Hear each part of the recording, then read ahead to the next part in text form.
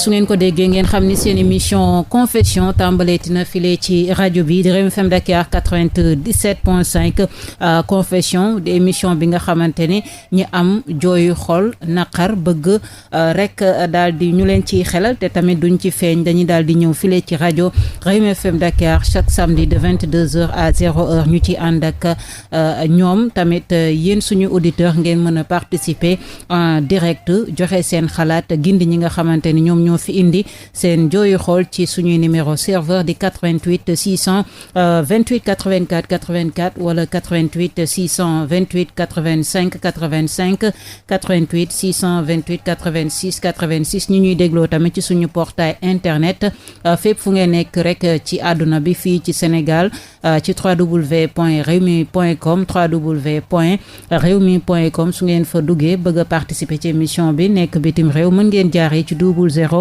221 33 841 21 40 kon confession nekk émission boo xamante ni ñi am jooy xol lañ ci àndal chaque samedi 22h jàpp 0h file ci Rewmi FM Dakar saa su ne nag ma ciy ànd ak sama xarit di imam Mass Dieye imam maa ngi lay nuyu di la ziar.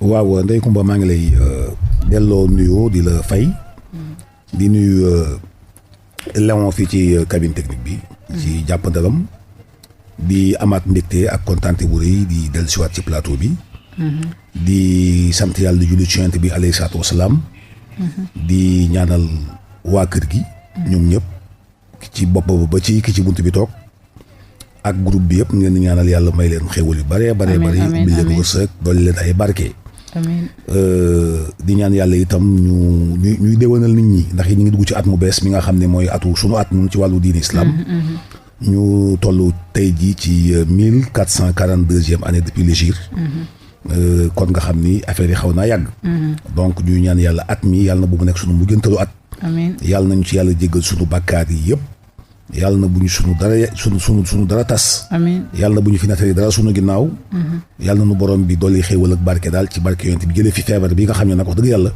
suba gu ne mu gën a yokku waaye comme que moom lañ ci yaakaar nag fii ak tamxarit incha allahu yàlla na bu ñu dégg yàlla na feebar bi nekk rek du souvenir quoi noo xam ne jaaroon na fi en tout cas mi noonu ñuy ñaan rek comme ni ko imam waxee feebar bi jóge fi mbas mi Covid 19 bi nga xamante ni dafa ñëw daal di tëye lépp en tout cas dëkk bi pratiquement lu bari dafa doxatul ndax li lee di Covid 19 bi te tamit ñu ngi ñu baree bari ñu ngi faatu ci feebar bi lee ñu baree bari ñu ngi leen hospitalisé ndax Covid 19 kon ñu ngi ñaan mu jóge fii comme chaque samedi rek dañuy ziar suñuy fidèle auditeur ak suñuy fidèle auditrice ñi nga xamante ni saa su ne dañuy bàyyee xel rajo bi di Rewmi FM Dakar rawatina seen émission confession ku ci demee ni ki Jafra Thioune moom ñu ngi koy nuyu di ko ziar bu baax a baax ku ci demee ni ki madame Fall suñu fidèle auditrice la moom mag ñuy dégloo foofulee ca Patte d'Oie Buldeuse madame Fall ziar nañ ko suñu maman Ndeye Kumba Mbaye moom ma nga fële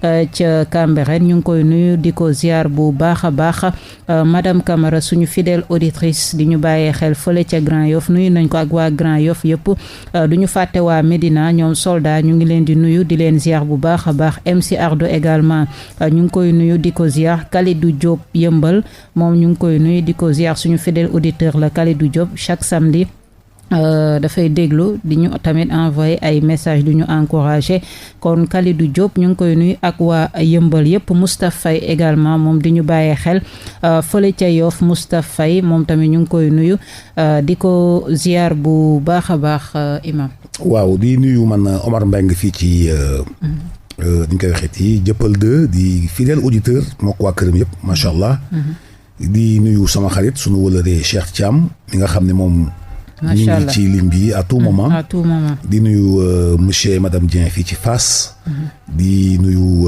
suma mbokk yi ci lim bi nga xam ne ñu ngi toog di nuyu aawo yi nga xam ne ña nga toog ñoom heure yi bu jotee ñu toog di ñu déglu di gital nag Binta Si bu ma nee Binta Si tudd naa ñëpp aawoo ci kër yëpp tudd naa leen. ñoom xamuñu la gisuñu la waaye dañ laa bëgg lool. dëgg la ñoom vraiment Ndeye Kumba. bokk naa ci club bi ndax man aawo la. waaw Ndeye Kumba Binta Si Ndeye Kumba Moro nee na bokk na ci club des aawo kon na wut carte de membre gaaw. waaw maa ngi koy signal fii ci kaw table bi. waaw parce que comme que aawo laa kay te samay fans lañ. kon maa ngi ci biir ñoom Iba Baris Camara imam Mouhamadou Kabir Gaye fii ci Castor. muy ñëw ñoom a yàpp. di nuyu itam sama xaritu taximaan yi. nga xam ne man vraiment man xaw ma lu ma leen defal. mais heure bu ne rek man du ma fay taxi. loolu nag wax dëgg yàlla. man war naa leen. macha allah journée spéciale. ñi leen fii sax ñu xool ba xam ak ñi nga xam ne itam. vraiment ñi ngi def ci man loo xam ne xëy na liggéeyuma ko. ñu bëgg ma lool surtout nag sama xarit taximaan yi Ali Diouf maa ngi lay nuyu.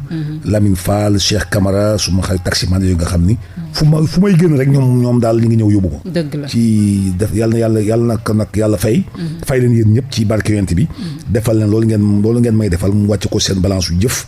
yàlla fay leen ko keroog yowmal xiyam. amiin man aw ma leen fay. amiin kon mu ngi noonu Cheikh Thiam encore ñu ngi koy ziar bu baax a baax parce que moom à chaque fois dafay dugg ci émission bi ñu ngi koy nuyu di ko ziar bu baax a baax du ñu fàtte tamit suñu fidèle auditeur Serigne Mor Meng moom également tamit ñu ngi koy nuyu di ko ziar bu baax a baax xam naa si kanam daañu ziar suñu yeneen auditeurs yi nga xamante ni saa su ne dañuy bàyyi xel mais en attendant Imaam ñu dem jëli thème bi nga xamante ni tey moom la ñu fas yéene waxtaanee daal di dellu siwaat ci waxtaan. waaw Serigne Mor nag ñu ngi koy ñaanal bu baax di ko gërëm.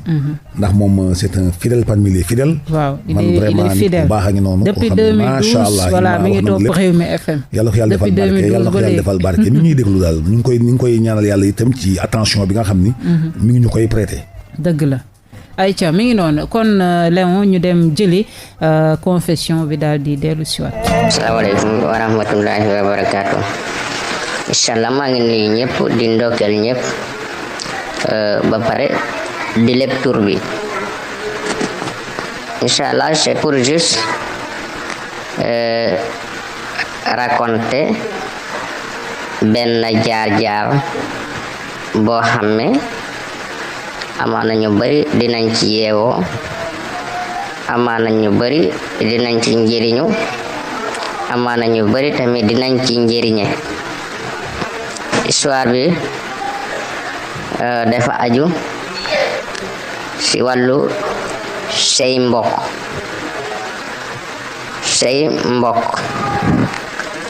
dafa amoon benn waay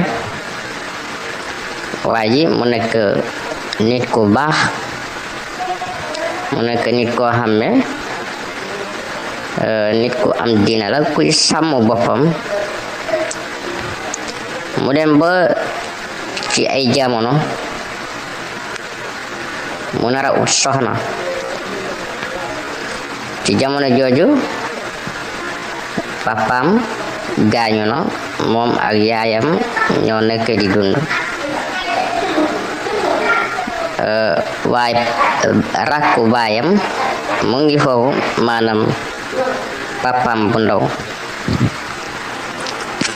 léegi papaam bu ndaw boobu dafa amoon doom bu jigéen bi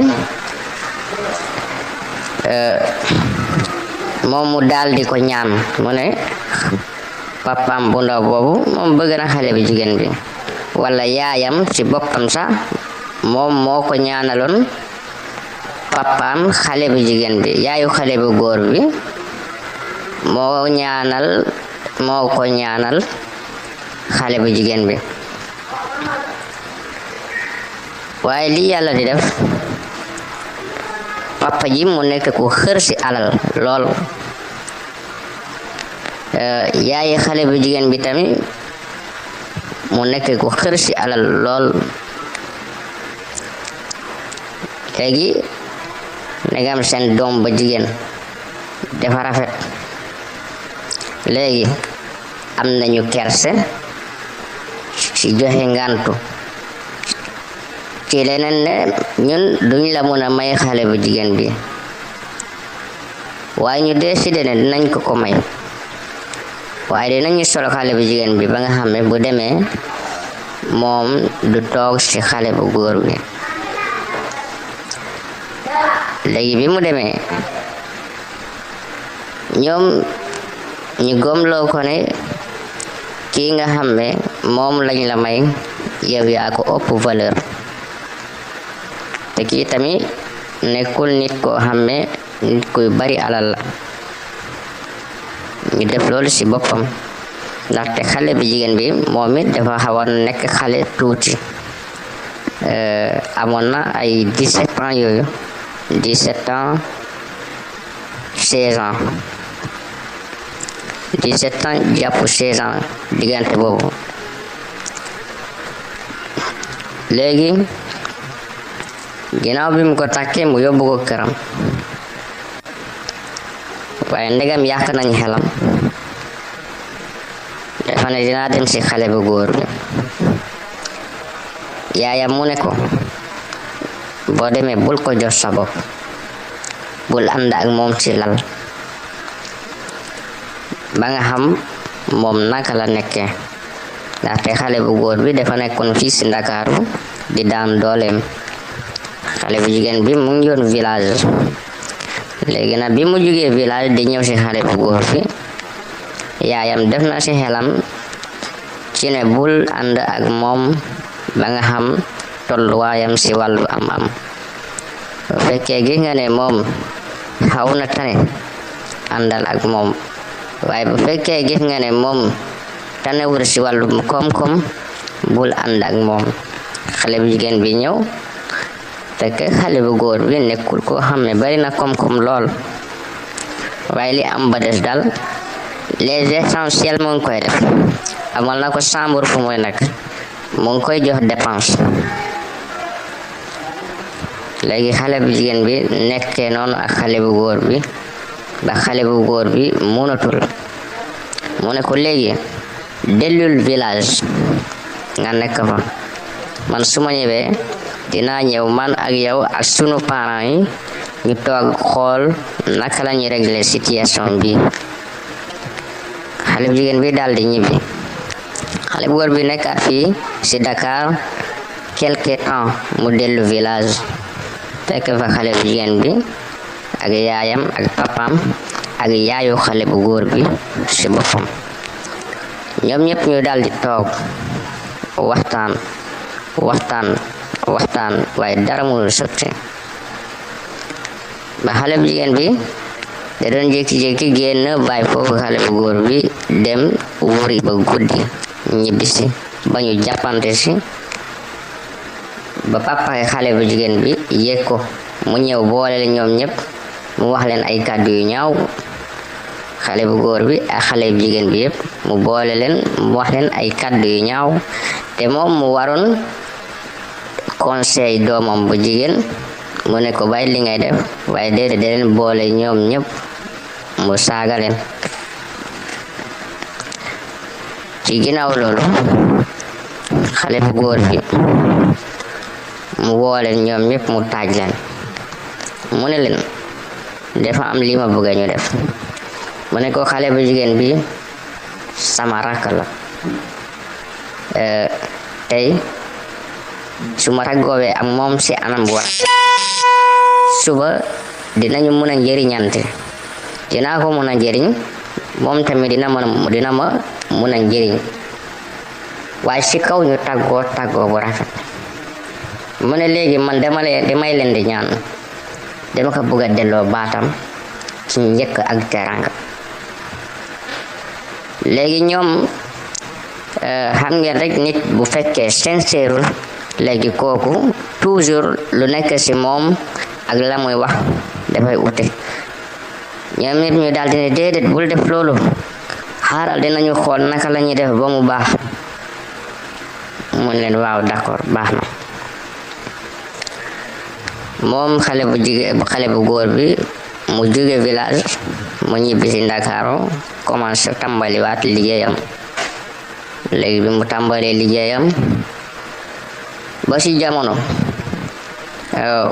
mu commencé def formation professionnelle hôtellerie restauration mu nekk ci loolu ci entre-temps papa yi xale bu jigéen bi ñëw fii ci Ndakaaru mu woo ko xale bu góor bi dem ci papa ji mu ne ko man li ma bëgg mooy li ma la waxoon ñu def loolu xale bu jigéen bi gis naa ne mënuñu def vraiment mënuma ko kale foofu ndax tey bu amee biir ci diggante bi man maay responsable kon ki nangul ànd ak man ci lal man dama koy libéré balaa muy am problème lu mel ni jël biir ak yi ko demee loolu mu daal di nekk sama loos xale bu góor bi mu ne ko léegi daal man li am ba des papa mooy delloo naa ko baatam après ñu daal di ci xuloo waaye loolu bi mu passé xale bi jigéen bi toogaat foofu toog lu yàgg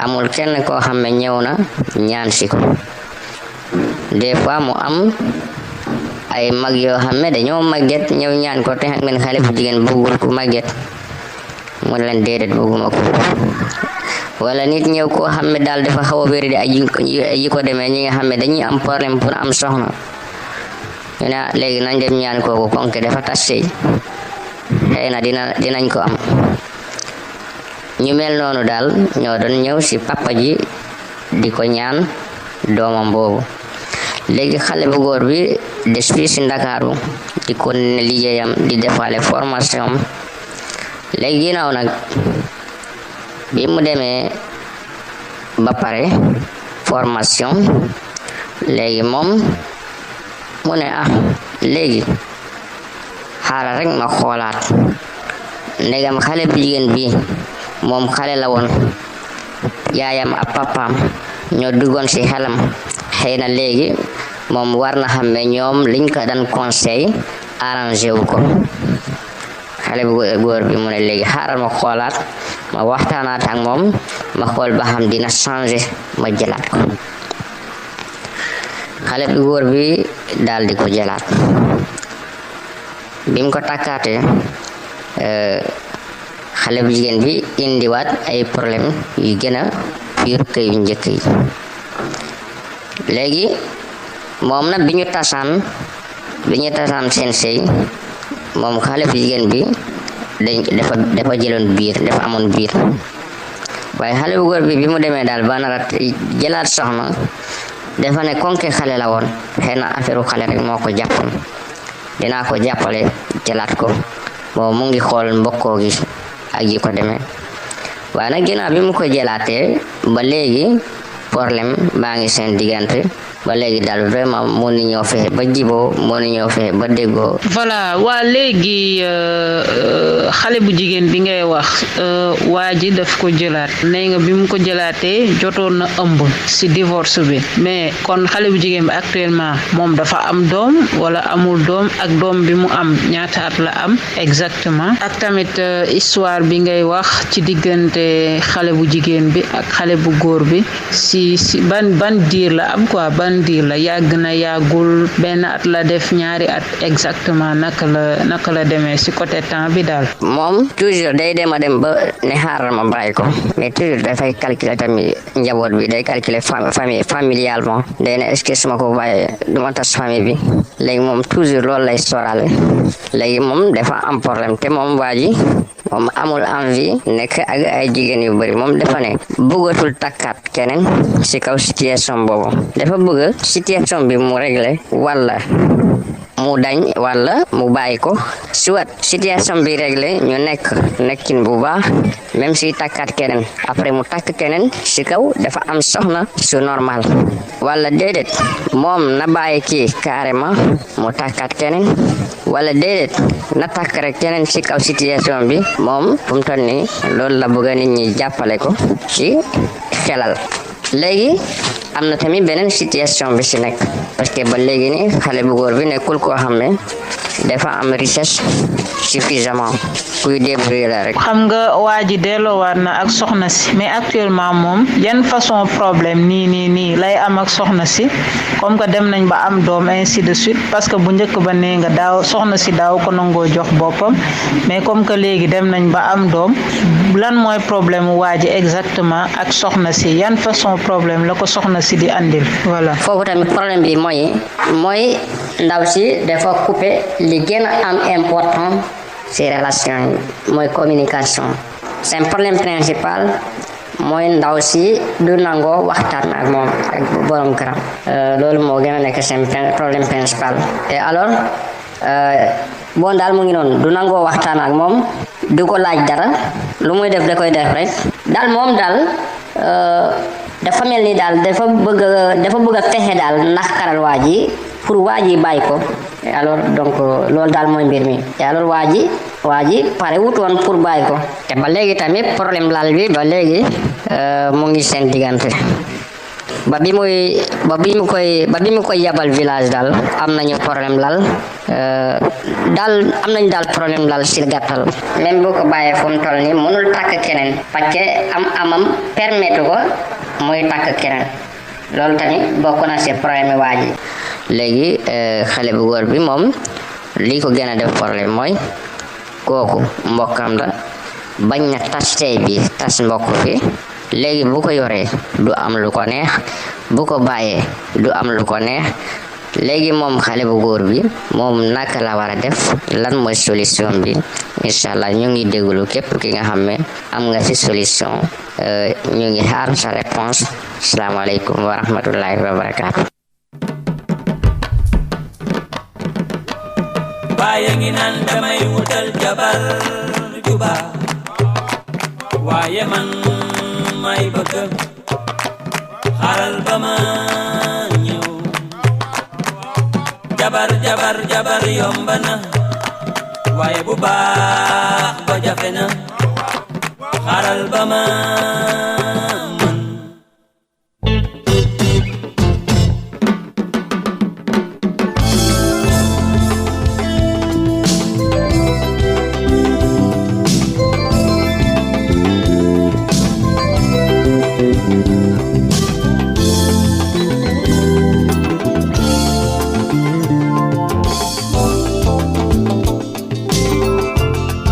Bienvenue sur Rewmi FM.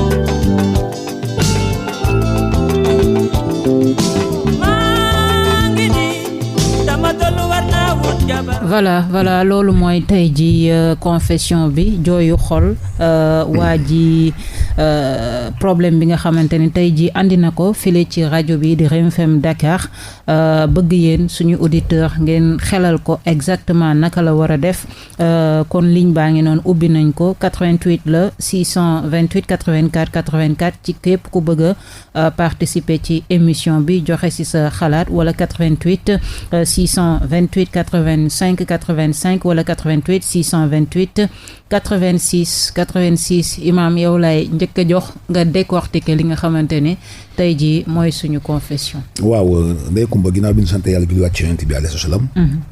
waajee ñu ne fii benn cas boo xam ni. moom rek moo yore clé bi fu mu nekk nii.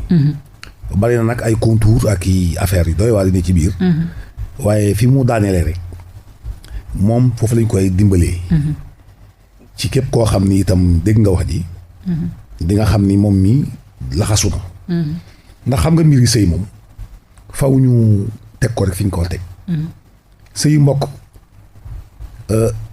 du farata sëyu mbokk.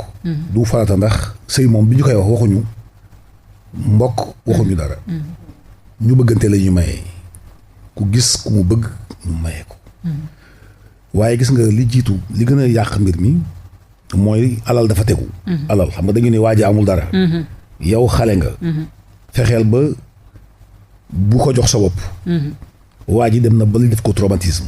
parce que lii trauma la ko def de. maanaam sëyu mbokk dugg na. waaw sëyu mbokk dugg na. xeebaate dugg na. waaw bu xeebaatee njëkk a dugg sax. voilà ndax papa yi dégg nga li mu wax nee na seeni papa yi ñoo ak seen yaay yi ñoo fexe woon loolu. mais c'était juste pour xam ndax kii am na lu mu yor. ak yooyu ndaw si village la nekkoon. ak yooyu donc. ñu ne ko demal xool ñu ne ko demal xool. bu la ndaw bu waa ji yoree xaalis. waaw nga sëy normal bu yorul dara bul ko jox sa bopp. tëyal sa bopp. voilà te loolu musiba la. dañoo tollootul foofu. ndax moom rek moo mën a mettre fin. à cela. ci anam ban ndax sëy lañu duñ ko tudd. dañu wax ni maye nañ leen. jóge na village ñëw fii li nga xam ne moo ci waroon am lépp ci wàllu sëy dara amu ci. ndax xeebaate. am na ca. am na sax lu mu dugal ci biir wax ji ba wax ni ndaw si demoon na ensuite mu jël ëmb. grossesse ba tey itam mooy boroom këram rek. même parce que nee na bu fekkee ni daawul koo jox boppam. fan lay jëlee grossesse ba. bon soit grossesse boobu nekk grossesse douteuse wala boog comme que daaw ko jox boppam aussi. loolu la na ko leeral. ndax moom jot na. non si mu am na benn moment bi nga xamante ni waa ji wàcc na ko. waaw si la jël grossesse. ci feneen. waaw. loolu ci feneen la jël grossesse feneen. waaw ci feneen mais après xam nga waa ji wàccoon na ko mais après waa ji da kaa jëlaat. waaw waa ji da ko jëlaat. voilà exactement fekk amoon na foofu doom. voilà léegi jot na amaat ak waa ji doom. mais ba léegi non seulement dafay continuer. waaw nanguwul jox boppam waa ji. mais lépp loo xamante ni dafa aju si wàllum communication. waaw daf ko dagg carrément. waaw xam nga le manque de communication moom. ça pose problème. mooy. maanaam dafa gën a pire bi mu ko njëkkee jël. waaw bañoon na ko jox boppam. mais nee na problème yi mu indi actuellement. moo gën a sax métti ci bi njëkkee marié. bon voilà dégg naa ko léegi comme que wax na sax saa ba tudd. question outillage. ak pyjama. tu vois wax na ko ci wax ji. am na moom fu mu demoon entre temps ba am fa borom kër ba am fa doom. waa ji retrouvé waat ko ngir def plaisir à ses parents. ak yooyu la. ngir bañ mbokk mi tas. na xaaral comme que xale la woon. peut-être yëfi xale la doon def. comme que léegi peut-être xaw na màgg. bopp bi xaw na fees naa ko jëlaat xool ba xam dina changer. léegi nii moo léegi c'est plus pire. te souffrance baaxul. souffrance. baaxul dañ koy abrégé nga souffrance. dañu koy abrégé maanaam dañu koy arrêté. par nii wala par naa. xam nga. fu manqué communication. musiba dafay daal di dugg. c'est le mal nag. ñun ci suñu couple yi. ñun on ne se parle pas. fu ñuy waxee rek mooy fu ñu war a tëddee. c'est ça la nanu dem tëddi. ñu commencé indi ay stratégie. ak ay affaires pour mën a communiquer. or que la communication moom lu yàqu ci jamono yi ñu toll. waaw mariage yu bëri yàqu na parce que voilà. ndax mënu. bi ngay waaj a takk ndaw si. façon stratégie bu ne. façon grimace bu ne nga def ko. takk ko rek bëgg a transformé wu. nekk benn dictateur. wala koo xam ni yow bu xoolee ci nga xool fële. yooyu baaxul. da ngeen di privilégier la communication. dans un couple ñàkk ko day dajji couple. waa ji wax na sànq ne. bokk na ci li nga xam ne moo gën a indi safaan ci diggante boobu. manque criard de communication. ci koo xam ni waa ji waxuñu ay atam aussi.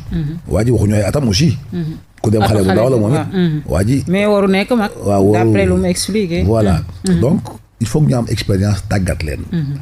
te léegi lii kenn xamul ndax nun lu bees la wala lu ancien la. ndax bu dee yu bees yi la façon sëy yu bees yi ñoom ñoo koy lijjantil seen bopp. ay même boo dëkkoon au village aussi yooyu commencé na jeex foofu. ay ñu lay may sa mbokk ak. mais dafa am ethnie yoo xam ne ba léegi ñu ngi ancré wu si affaire cousinage. waaw mais ça a tendance aussi. à disparaître. ñun ñaa ngi génn ci yooyu. ndax xam nañ conséquences yi nga xam ni. moom lay indi. alxuraan dafa ñu waxoon ne maa leen bind yéen ñëpp jëlee leen ci ku góor ak ku jigéen. defee ngeen nekk ay peuple ak race yi ñu ngeen xamante. xamante googu nag c'est ça le problème waxuñu rek nga xam parce que gis nañu aussi musiba yi am ci ñi nga xam ne dañuy. ñu xool ki ci ligne bi ñu xool kooku ci ligne bi bismillah. allo salaamaaleykum. salaamaaleykum. waaw. Thiam noo def. sëñ Cheikh. waaye soxna Ndeye Coumba. suñu fidèle auditeur Thiam noo def. ñu lay ziar Guèye Guèye Imam Guèye. waaw déwénati waay. fekkee dër waay. amiin amiin noo def. yàlla nañ ko téye dee ñu bëri waay yàlla génn fi mbas mi rek. mbas mi daal di génn ci àdduna bii. amiin waay amiin Cheikh amiin. te yàlla rek fu mën a génn de yàlla na ko fi yàlla génne. waay amiin amiin bi jaay Nabil Moustapha al Karim. ndax mbas mi mu yàq. bari na ne ni kenn xamatul foo ñu. yàq bari na trop sax. yàlla ñu yàlla musal. yàlla jàppale rek. amiin Thiam naa def. comme ni nga xam ni lépp yomb ci moom waaye ça va imam ça va. waaw Yassir lépp yomb ci moom. dëgg la ça va. Thiam noo gisee thème mu tay bi boroom confession bi déjà noo gisee thème bi. ak lan nga koy xelal waaw li may wax mooy leen. waaso dafay am solo waaso. waaso ça veut dire xeet yi ku nekk na ngay gisee na ngay doxale. ndax xale bu am 17 ans bu xam dëkk kon ñaata la moom itam. voilà c'est ça. kon déjà kon ñaari xale lañu. waaw justement. léegi di ko yàq yi fi nag yeb ba nañ ko doon yebee. jël sa doom di ko yeb tanaan ko boo demee bu fekkee ni kër ga naat na. ba mën ngaa tëdd ak moom bu naatul nga téye sa bopp déjà loolu rek da caa yàq na lu bari. voilà justement. ndax bu mu jógee ci kër ga loolu mu def ca noppam bu ko yóbbaale rek kon sëy mënatu faa am. exactement. ndax yaa jaa yàq lépp te commencement ba. wallaay. te dafa am xeet yoo xam ne ñoom dañoo xamul yooyu par exemple fii ñun man ngaa gis xale bu ndaw nga nekk xale bu ndaw yàlla boole leen sëy ba am presque ay 40 ans 50 ans de mariage parfois sax mais duñ ci def benn tolof parce que des fois sa premier amour nga xam ne mooy sa premier amour yi ci ëpp boo ko doon wàññi yëpp ba léegi yàlla def na ñooy nekk ba dañu nekk ay màggat loolu am na fii ñoom dañ ko caaxaane dafa am nag ay façon yoo xam ne ñoom daal kenn xamul seen i façon dañuy ñëw sax nekk yow wëlbati wutiwaat keneen fële di romb yow nga koy xam di ko dund ak ñoom ca loolu xam nga dèjà loolu doo ci mën a xaw a sori quoi parce que loolu dafa am solo trop daf ci am waaso yoo xam ne daal doo comprendre daal waaw dafa doy waar loolu ci ñoom xëy na yow na nga koy gisee di ko métti loolu ñooñu xëy na loolu dafa bokk seen dund dafa bokk ci seen noonu lañu koy dundee xam nga da ngay ci gis ko xam da ngay am ci kër am koo xam bu ngoon jotee nga bàyyi ko te toggal ko mu neex yóbbul ko toile dem fekk ko fa yooyu yëpp dafa am nag de waaw yooyu nag moo xaw a doy waar nag moo tax am na ci teen yoo xam ne daal doo ci mën a sori daal mais naka nga gisee déjà may nit soxna ba pare daal ne soxna si demal nga xool su yoree alal nga sëy normal su yorul alal bu ko jox sa bopp yaa jaay yàq lépp waaw tëyal sa bopp yaay ji moom loolu la ko yaay ji yére yaay ji da ko ni boo demee bu kër ga naatee sëy jox ko sa bopp bu kër ga naatul tëyal sa bopp déjà loolu yàq na ko waaw foofu la coow li nekk ok boo yor sa doom da nga koo war a yem ni ko boo demee yemoon ci sëy ndax muy sëy da ngay sëy ndax ak njaboot ndax ñi la ñàkk sëy toujours ñi nga xam ne ñoo la dàq sëy toujours seen i doom boo leen fekk ay kilifa la ñu doon boo leen fekk na ñi nga xam dañoo nekk ci kër ga da nga maam sëy bu rafet def ko ci xol avec bon cœur amul dara lu rek sëy rek yàlla tax ñooñu doo am benn problème say doom kenn du ci sonn lépp leen di yomb mais dafa am waaso yoo xam ne seeni façon doo ci mën a sori wallaay wax dëgg de doo ci mën a sori parce que boo ci soree rek boo moytul di nga wax la ëpp di nga am sax ñu lay mere dëgg la waaw moo tax daal man daal kooku daal xam naa ne mais tamit foo loo ko mën a xelal parce que nee na moom xamul dafa war a wàcc soxna si non xamul dafa war a tëye soxna si yaaje da ko yëpp ni ko boo demee bu naatee nga toog bu fekkee naatul nga ñibbis nga bu joxe sa bopp loolu man même bu fekkoon sama yaay ak sa yaay ñoo bokk ndey ak bàyyi te nga dégg loolu ci yow bu boobaa moo ko dégg man dama lay wàcc man du ma dafa téye yow jàpp nga ne moom dafa war a wàcc soxna si waaw torture parce que loolu lay laaj lu mu war a def exactement day kumba waaw xam nga foofa soxna amu fa parce que xam nga tax xam nga ñëw na non seulement amul lu mu bëgg xale ba dem wuti ko fenn ba am beneen doom wëlbati ko moom itam daal di ko jëlaat def nañ loolu ñu fi nit la man loolu gisuma lu ko jar ci àdduna yow ba nga ñëwee ca bees ba nu ngoo maa jox ca bees ba man daa gis sama carton yow léegi sama carton keneen dem daal di ko nga ñëw ba sama carton périmé nga ñëwaat ma lay jël ma ko def àndaale doom du ma ko def mam kay li wóotoo daal mooy bu fekkee mën naa seeti leneen lu baax te ëllëg ku koy may jabar naan ko xool parce que sëy du problème de alal bëggante bi moo koy laal c'est ça ndax nit ki ngay bëgganteel bu ngeen sëy rek day neex mais par exemple damay ñëw sëy si kii di xool ndax alal mais foofu bëggeel amu fa bëggeel amu fa te sëy bi du mën a neex parce que xale bi toujours day def ci boppam que yow soo wàccee loo yor rek say poos da ko war a widé lii mu jël lii mu yónnee ko yaay ja versement waaw non rek lay def kon daal jàpp nga ne moom même waa ji bu fekkee mi ngi jéem a sauver ménage bi du mës a dem du dem mënoo koo sauver ba mu dem parce que le problème mooy ménage bi tax muy dem mooy ménage boo xam ne yéen da ngeen di mettre dans de même longueur d'onde déggoo di diisoo xam ne li ngeen di def ci yoon rek ngeen koy teg yàlla ànd ci yeneen bi ànd ci ñëpp d'accord ci loolu day neex waaye loo xam ne yow ba ngay dem lan ni boo demee pour joxe seen crédit loolu rek danger la musiba la moom danger la loolu rek danger la wallaay Cheikh moo tax daal vraiment man li ma sama gis-gis moom daal comme xam naa ne du mag xale la na jéem a xoolaat àddunaam bu fekkee daan na ci réew mi di fi daan doole mu seet bu ko yàlla mayee teraanga mu seet nag koo xam ne du koy bëgg tam kooku bëgg ko tam ñu bëgg ca la mu am bu boobu waaw même sax xam nga sax mën ngaa bañ a am ba pare am soxna loolu laa la wax ma ne ci li mu am fa mu toll mu am ku ko bëgg ci foofu am moom dafa nekk loo xam sax parce que nit yi loolu la ñuy wax sutura parce que yàlla man nga yor sa jabar yàlla di la suturaal ngeen di lekk di naan bu feebaree nga faju boo feebaree nga faju lu ngeen bëgg a régler ngeen koy régler te ndox ngeen am mais yàlla di indi suturaal ba nga xam di ngeen lekk du ngeen rafle yéen a ngi naan seen i mbokk dem xew ngeen teew ko li ngeen fa war a def ngeen def ko yooyu yëpp yàlla di ko ci def maye di def sutura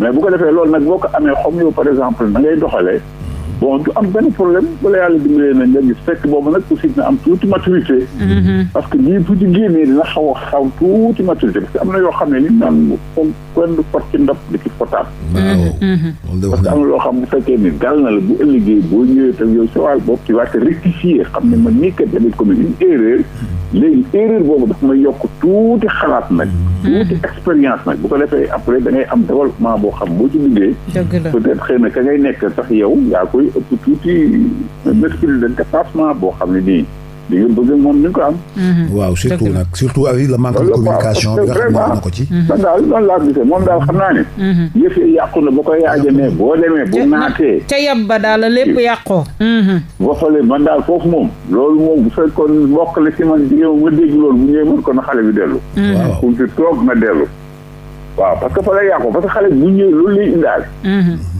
parce que bu muy jógee ci kër yaa bi ñëw loolu lañu yëpp ci noppam yàqu na kon donc yow bu ñëwee ci yow loolu rek nekk ci moppam yow rek la lay xoolee saa yoo wàccee mooy xool loolu indiwul kon dara du ko mën a sotti yàqu na daal dëgg la yàqu na moom déggoo ca yeb ba la yàqu ca yeb ba la yàqu maanaam waa ji daal li muy def nii c'est peine perdue dafay sonal boppam rek déedéet waa ji koy fi mu toll nii na muñ te bakko te wuti keneen waaw loolu rek ay jàmm ji parce que vraiment moom li ko dal sax dafa bari parce que erreur yi mu def dafa bari parce que mënu maa ñëw ñu yeb la li moo yorul doo fi rek non seulement nga bàyyi ma sa dem wuti keneen ba am moom doom ba pare ma wëlul quoi di la jël man loolu du ma ko def c'est que loolu doy na waar moom wax dëgg yàlla moom loolu nit ñi ñoo bari modèle Cheikh ko même bu fekkoon dafa nekk sax Miss Sénégal jaralu ma ko wax dëgg yàlla même bu dee Miss Sénégal jaralu ma ko léegi daal moom na xoolaat ay mbiram jéem a càmbaraat ci biir mbokkam seet koo xëy ni peut-être yàlla mën na boole ñu ànd ci ànd bu rafet boo xam ne ëllëg ci biir ñoom ñaar ñëpp ku ci tëdd nelaw ndax loolu kat defe naa ne mooy àdduna waaye yow soxna soo xam ne bu guddi jotee ñu génn bàyyi li ci néeg bi danga ko ñëw yaa loolu rek infraction la infraction loolu waaye loolu def nga ni ci àdduna musiba la loolu baaxul am sa borom kër tëdd jot yow nga bàyyi ko ci la dugg en tant que dem dugg ci dëkk nekk ci leneen di fëgg ma la ubbil loolu da ngeen mos koo gis loolu rek erreur bu mag a mag kooku daa xamoon muy def yàqu na daal yàqu na génn xale boobu ci xelam waaw wut leneen xam ni kooku du jabaram bu ko defee après mu dem wuti leneen parce que amaatee keneen nu muy doxale wallaay loolu rek moo jaadu wallaay loolu rek a jaadu Cheikh waaw waaw kay jërëjëf Cheikh jërëjëf encore macha allah contribution bi rafet na waaw kontaan yàlla dolli jàmm rek amiin Cheikh jërëjëf rafet na jërëjëf Cheikh jërëjëf jazakumullahu xeyran ayca gis nga li nga xam ne moom la Cheikh wax macha allah ñu ngi koy remercier bu baax a baax 88 la 628 84 84 wala 88 628 85 85 wala 88 628 86 86 ci képp ku bëgg a bokk ci émission bi suñu fidèle auditeur Thiam ñu ngi koy remercier bu baax a baax ci contribution bi am na solo naka nga gisee Thiam li mu wax waaw Thiam moom macha allah di ko ñaanal yàlla itam ci xel mu rafet bi ak fi nga xam ne ñun bu ñu ñëwee rek bu ñu yëkkatee rek foofu la ñuy fekk macha allah ndax lii la ñuy séenu ci moom ci carrière am expérience am ak jaar-jaaram itam ndax lépp lu mu wax rek day nekk loo xam ni mooy la ca am ndax fa mu conclure wax ji mooy ndëng-ndëng yi njuumte yi nga xam ne moo am depuis le départ xam nga lii boo xoolee rek lii xam nga généralement da ngay gis ni que nit ñi ay xale lañu mais beaucoup de choses se sont passées ba waa ji mujjee fii nekk ci torture permanente parce que wax naa ne torture moom nit ak ko mën a fajal boppam ndax mënoo yore soxna bu yéegee nga wàcc boo wàccee nga yéeg boo ñëwee mu laaj la versement boo amul versement tëdd ci suuf ak yooyu la ça pose problème mu bañ maanaam complication yi bari na xeeti bariwaay boo xam ni waa ji li ko mën a sauver mooy li sunu auditeur bu baax bi rek wax mooy mu gëm yàlla génn ci document bi bàyyi ko mu dem jéem a xool leneen parce que mbokk moom bu ñu demee ba am ci mel noonu. ñoo xam ne dañu naan la ca yab ba. boo demee te mbokkam la nee na. mbokkam la parce que waa ji li muy sonn mi ngi sàmm mbokk. waaye tamit mi ngi sàmm tàggoo bu rafet. boo xam ni mbokk gi du yàqu. voilà waaw il insiste sur ça. waaw xam nga même ci alxuraan li ngi wax ni. bu fekkee ni da nga ragal rupture. mais rupture la day ñëw à tout moment. parce que am na ñoo xam ne wax naa ni incapacité d'humeur. mooy li gën a tuuti. ci loo xam ne rek yow. war nga mën a jël ay disposition ku nekk xam li muy wax lu muy def ak mu jëm. waxante wala nag ay service moral yoo xam ne yow bëggu laa gis. boo duggee mu génn boo génnee mu dugg. et cetera nga dara nekk ak moom na nag. ba kañ loolu mënul nekk. tamit foog ñu taxaw imaam ci. parce que cas bii mu wax xam naa bëri na ñu bëri ñu koy dund. mais bien sûr jigéen boo xam dafay sëy si.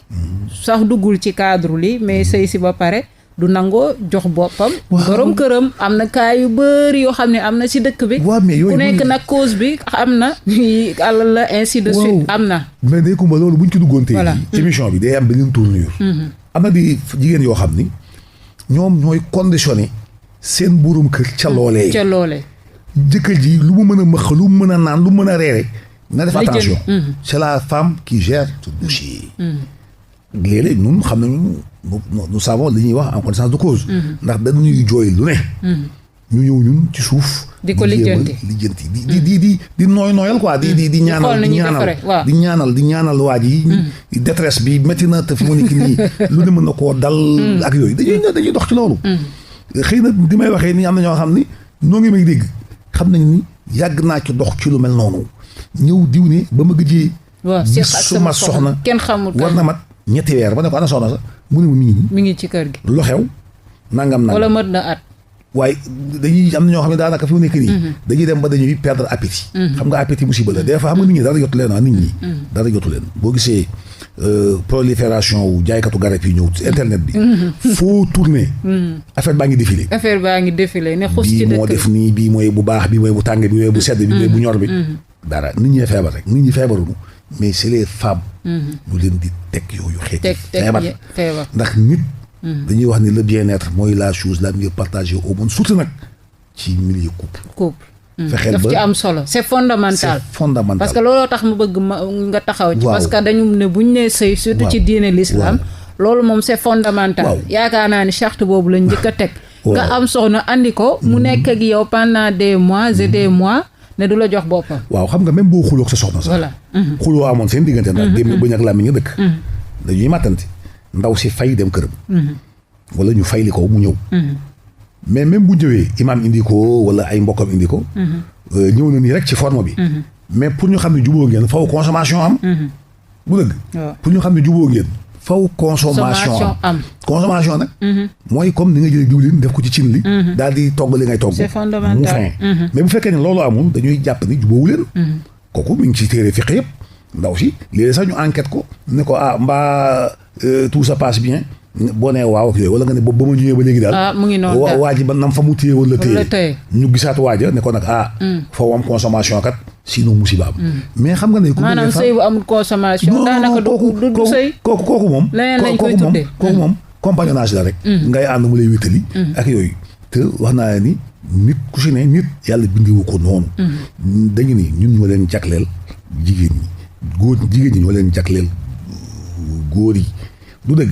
ñu teg ko nag ci règle ndax gis nga sëy contrat la boo xam ni bu fekkee takkantewule dara amul dañ leen di tere loo xam ni après ba leen koy def day dagan ndax borom bi teg na ci loxoom moo tax bu ñuy xutba ñu war a dajee ñi nga xam ne ñoom la ñuy mayee ñu fekkee mbir moomu lay ñu xam ni sëy a tax ñuy wax ndax tey amul kenn ku toog fii ci mbokk yii toog ku xamoon ni ñii ba nu juddoo ñii daanu ànd ay goro ngi nii goro yu bees ensuite àdduna am li alxuraan wax mu tourné te multiplication moo koy indi waxuñu dañ la may soxna si ngir moom mu gérer emploi du temps naan la man man haut fonctionnaire la yow yaa tal alors ay lëkkaloo ak yooyu man mën naa la may dimanche matin am na ñoo xam ne dañuy teg ay genre charte waa ji dootul lekk poobar. dootul lekk kaani. dootul lekk dara sinon il aura beaucoup de problèmes. exactement te nit koo gis dafa am ko yàlla bindee.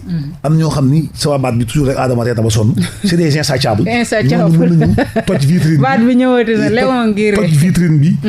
xeex te am na kër yoo xam ne day kumba. néeg yoo xam ne daanaka. moo raw Sabra ak Shatila.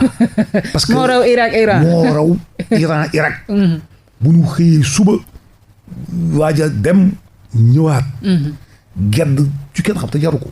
gis nga danaa la yëgal benn mbir nag. xam naa ni suñu mbokk yi ñoom ñëpp daañu ne xanaa kii li mu tukki woon. mais gis nga Ndeye Comba. gis nga yeneen femmes yi. yu nekk dans les pays limitrophes là. di nga dégg bépp coow ba mu des coowu sëy. man ñi di wax je te parle en connaissance de cause. ñooñu. yow toujours rek yow yaa yore affaire da ngay dem ba di ko jéggalu ne ko tey daal vraiment wala semaine bi man je n'ai besoin de rien. mu ngay nelaw mu ngay toggal ak yooyu mais fii pour benn oui ou non rek. sa kii mën nga sevrer ton mari. maanaam nga dakkal. carrément loolu nga xam ni te yonent bi wax ci benn hadiis mu ne. képp koo xam ni jëkkëram talal na loxoom wala def na ay grimace. nga lànk. yow yaa ngi ci mbugal yaa ngi ci rëbb bu malaaka yi. ba keroog bët set di jot. am na sax ñu ne boo ca jaaree dem. di nga tàbbi foo xam ne du woon foofu nga bëgg. dégg nga te am na ñoo xam ne guddi des maris qui pleurent. ñoo xam ne guddi gi waxuma dañuy jooy ba inondé foofu yëpp. alors am na ñoo xam nañu la ñuy wax. ndax mais Imam nag foog ñu ñëwaat si beneen côté bi. waaw maanaam jigéen bi xañ boppam góor. waaye góor tamit bi xañ boppam soxna. waaw mais xam nga loolu boobu tamit bëri na fi. xam nga loolu kii dama koy yar. waaw mais na toog foofu rek xam nga bële. waaw lu tax bii moom malaaka yi dañ lay rëbb. ba musiba. waaw bu dee ko góor ki nag. même chose la. mais dañu gis ni que ni bu jigéen ñi. ñoo ëpp fuuf jigéen ñi dañuy jooyloo gaañ yi. parce que yaa ngi defal loolu moom jigéen ñi. am na si ñoo xam ne mos naa am benn waay bu amoon problème ak jabaram. jabar ji rafet ba dee ñëw di ko régler. mais commencé wuñu régler sax waa ji di jooy. est-ce que di nga wax. commencé yëgul ñun di nuyoo régler ñun doo. di régler problème beeg yooyu waa ji di jooy. waa ji commencé mel ni comme un enfant. bu ñu dóor. ma génn man ci médiation boobu. ma dem ñibbi. dégg nga wax ji. dëgg la bi ñu ma interpellé ni moo tax nga ñibbi ma ne leen affaire bi dootul mën a sotti parce que ñun kilifa ñëw bu fii di régler. waa ji lu mu mënoon mel itam mënoon na téye yan rangooñam yooyu parce que góor du jooy ci kanamu jigéen kooku bés boo ko defee rek. am nga màbb ga maanaam am na lu màbb. waaw un homme ne pleure pas devant. mais xëy na dafa fragile rek. non c'est pas fragile. waa ji dafa sentimental rek. wala dafa bëgg soxnaam rek loolu c'est pas yooyu yeneen la. du dëgg. mais jigéen ñi dinañu teg des fois ay tort. góor yi nag. am na si ñoo xam ni. dañuy pini seen jabar. ndax yéen yow nee na ni yeneen fi dafa ci benn hadiis mu ne sa jabar boo demee ak moom ba tollu nii. waaw da nga koy pini ñu ne noo koy pinee ñu ne. da nga koy priver sa bopp. ñu koy priver sa bopp. dëgg la. bu demee ba benn temps privation bi gën a kii mu këfin. jéemal yow xool li nan la mën a demee. ñëwaatal à la raison. ndax dañu wax ni que ni jigéen moo gën a bëgg fuuf. yàgg ak borom këram ci lu ne. mais ku góor ki woon dafa bëgg moom waaye teel a reer teel a tëdd. teel a yeewu dem. dégg nga wax ji. mais jigéen mën na bu nekk ci ay conditions. dara jotu ko mu wér. mën na ko fanaane ba bët set. mën na fanaane di attaaya di xiib naan café ba bët set. mais ku góor gi moom maçon la ma ngi chantier. moom yàkkamtu dul teel a fat ju liggéey. tëddi deseeru xëy suba daw ci chantier. mais les femmes sont plus oisifs. ñoo ëpp lu ñu mën a toog moo tax ñuy jooyloo ñenn ñi. ndax ji góor yi aussi façon bi ñuy bëggee des fois c'est démesuré. te nit da ngay boo waxee ñu ne la ay problème mu sentiment ak yooyu mais façon bi ñuy bëgg yonent bi wax ci benn hadiis sax mu ne. booy bëgg na nga bëgg ndànk. booy bañ na nga bañ ndànk am ku ne kooku yonent bi la de mu mënul na ko waaye ñun mënul na ko tu te rends compte. donc jigéen ñi bari nañu lu ñuy teg ay souffrance seen borom kër yi. bari na. des fois wax naa la ko léegi. am na ñoo xam ne dañuy toog ba woote pour ñu ñëw defi médiation. mais jigéen góor bu tolloo foofu nag ak borom ak soxnaam. ça pose problème. ñuy wax léegi les maanaam chambre conjugale à problème. fekk xëy na sax salon bi neex na ba dee. gan yi ñëw nañu. On a comme l'impression que tout va bien. Tout va bien. Mais dès que vous rentrez quelque part. yow moom daanaka. doo bëgg a gan yi dem sax. ndax bu ñu demee. dina la yegsil. ambiance bi yàqu. boo yegsee ambiance bi yàqu bisimilah salaamaaleykum. ki si ligne bi allo salaamaaleykum. léegi ba foog ma duggaat parce que imam foofu mu laal dafa xaw a doy waar. waaw ay caam. xam nga lu tax. waaw. am ñoo xam tey jii par exemple ñoom seen soxla de.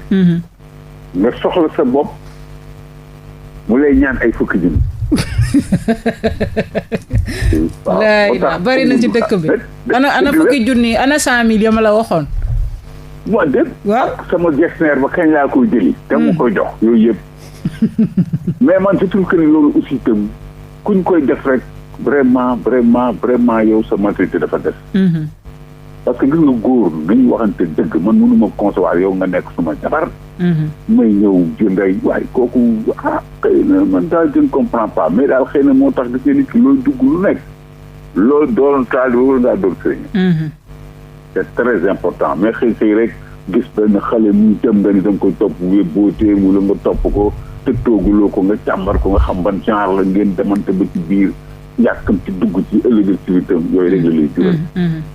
jabar doo ko yàkkamti da nga koy càmbar nga natt ko xool ko ba xam est-ce que kii bu ngeen demee toog ba pare ñëw nag booy ñëw da ngay ñëw rigueur ñëw fula te bul fenn nag parce que jigéen boo ko penee rek da ngay jéppi ñëw rek ak ni nga mën a ñëwee ci góor na nga ñëwee mën a la cee bëgg ba abadan du ngeen am benn problème.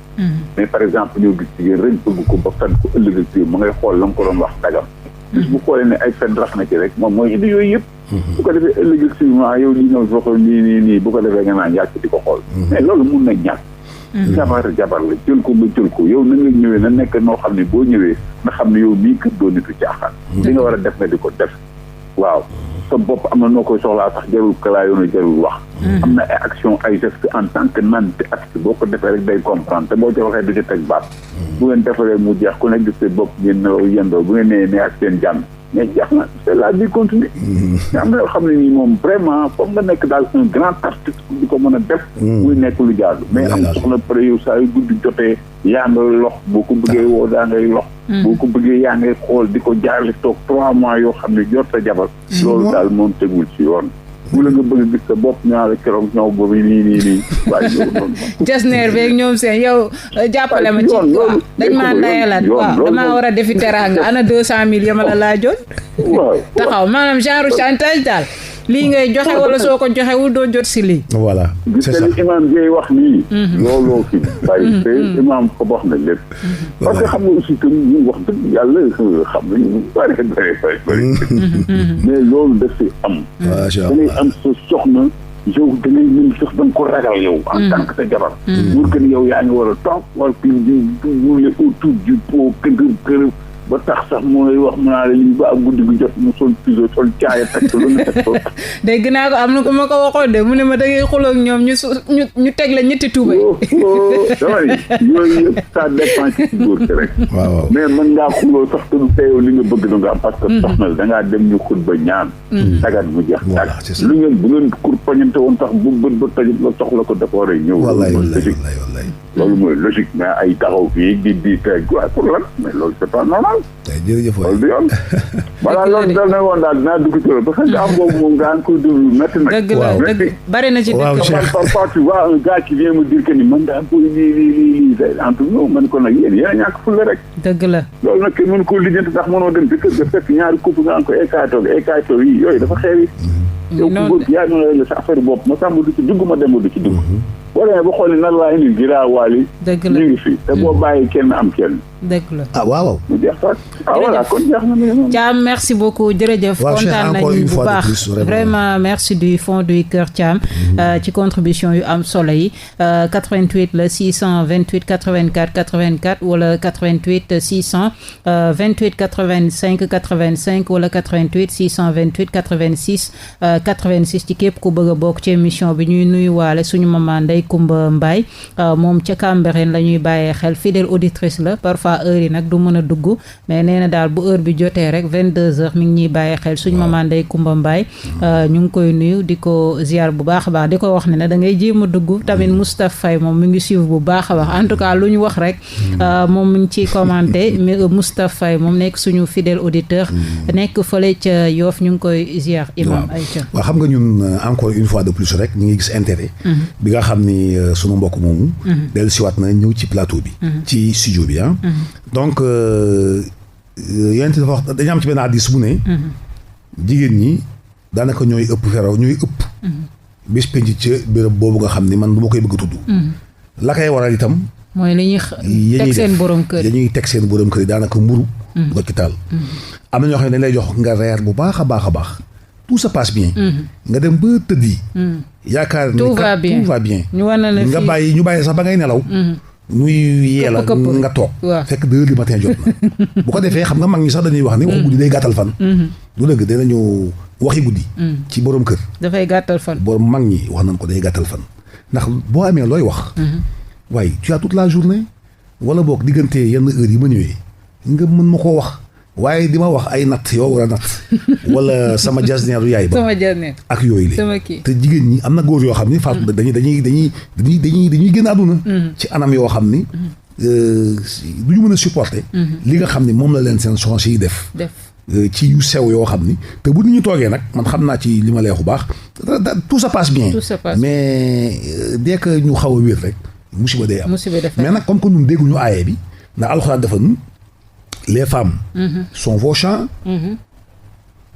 labourez-les su ma koy ci wolof musiba am dëgg la lu dëgg mu ne où quand et où vous voulez xam nga nun dañu yaakaar ne nun fii ñun sénégalais nun guddi ba guddi rek la ñu war a sëy dëgg la nun fii ci Sénégal fii guddi ba guddi rek nun te il faut que muus yi tëdd ñëpp fatu nga doon yow di yoot mel ni yow da nga war a yoot parce que waroo kenn warut laa dégg or que mais où quand et où vous voulez kooku nag nun Sénégalais yi ñu ci sant suñu mag ñi yi nga xam ne ñoo ñu yar ci yenn teg parce que bu fekkoon ne meloon nañu comme yeneen race yi kon kersa dem kon kersa dafay dem mais boo tukkee tuuti amul waxtu saa yu nga xamee ni rek loolu nekk na jàppan na rek dañu koy def moo tax nag déficit bi am moo tax et puis beaucoup d'hommes suuruñu ñàkk nga boo suuree doo xeex doo xuloo di nga mën a nelaw mais da ngay dem ba doo suur ñu lay mel ni ku lay xont ay pefit ngay loolu doo xam luy niru bu ko defee nag fu ñu la fekk da ngay am benn appétit vorace yow doo mën a sax léegi noppal da ngay dem ba bëgg a nelaw sax nga jóg war que loolu du loo xam ni dañ ci war a dëkk de temps en temps parce que dessert la rek di ko ñi mag ña waxee mais mënoo di ko ndékkee di ko añee di ko reere di ci xëdd déedéet bu seet doucement ndax kii yaa ko moom yaa ko takk ci faat yàlla ak sunu ama salaam mu nekk jullit mu xutbalee gis boo gisee les xutba laa am solo xutba ci wàllu sëy am solo mais ñëw rek ñu ne waa ji ne na nga muñaa gis nga gaa yi dem demoon ca takk bu ñu ñëwee dañu naan waa ji c'est bon ça y est vraiment na nga góorgóorlu quoi may nañ la ndaw si quoi bu ñu demee ca ndaw sa moom it xamal ko ne quoi na nga góorgóorlu quoi parce que sëy neexul quoi non man léegi sama li ma ciy lijjanti mooy man damay gis ñooñu toog ku ne wax j'exige même leur présence bu ko defee ma jàng xutba bi ci wolof parce que xutba damay barkeelu ci arab bi tuuti rek daal di lay wax ci wolof mu gën a leer mu leer quoi ma ni la boo demee ba war a xalaat ni kii war naa ko téye ci caaxooñ ba dootul mën a noyyi ndax ay bëgg-bëggu àdduna ak yooyu mais xalaatal ni dafa jóge Ndar dafa jóge Thiès di raam ñëw gis la nga fecc loo ko lu ne nga dugg ci doom ba ay kër ba fekk la yow nga doon dem marché mu dajeek yow nga am ngor li la lay wax de bu ñëwee nga xam ne am na fu mu la jëlee woon te faw nga sëy mu daal di lay defar ba nga mel nii am na ñoo xam ne ndey ko ba fi leen seen borom kër jëlee fi leen seen kër borom jëlee woon ak fi ñu nekk standing bi ñu nekk ñoo dañu am ngor am na jigéen yoo xam ne dañoo am ngor am na jigéen yoo xam ne dañoo war a am ngor ndax fi leen seen borom kër fore jëlee ak fi mu leen yóbbu waaw ana stade bi mu leen jëlee ak fi mu leen indi leen nag standing yoo xam ni léegi sax ñoom ñu jaaxal seen i mbokk ci aisance bi ak yooyu bu ko defee nag yow nga fuuy commencé léegi di sevrer ton mari toll te bi mu sevrer yaayam boobu yàgg na mais yow léegi yow yaa ko war a sevrer. te loolu musiba naaru laay la. moo tax gis nga léegi Ndeye Comba day tàng jër des fois li ciy xew mat day taali.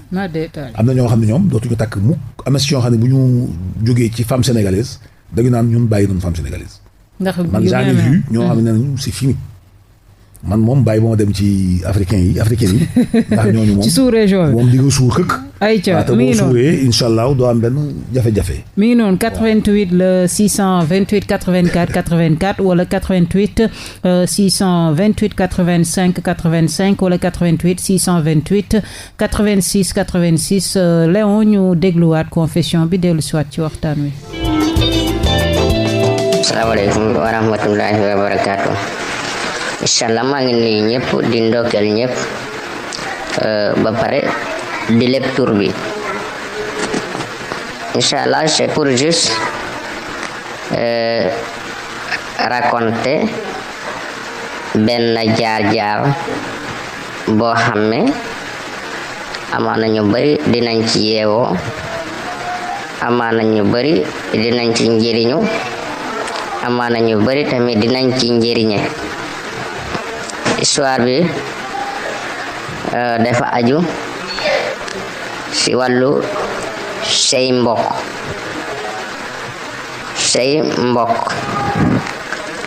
dafa amoon benn waay ji mu nekk nit ku baax mu nekk nit koo xam ne nit ku am diina la kuy sàmm boppam mu dem ba ci ay jamono mu nar a ut soxna ci jamono jooju papaam gaañu na moom ak yaayam ñoo nekk di dund waaye rakku baayam mu ngi foofu maanaam papaam bu ndaw léegi papaam bu ndaw boobu dafa amoon doom bu jigéen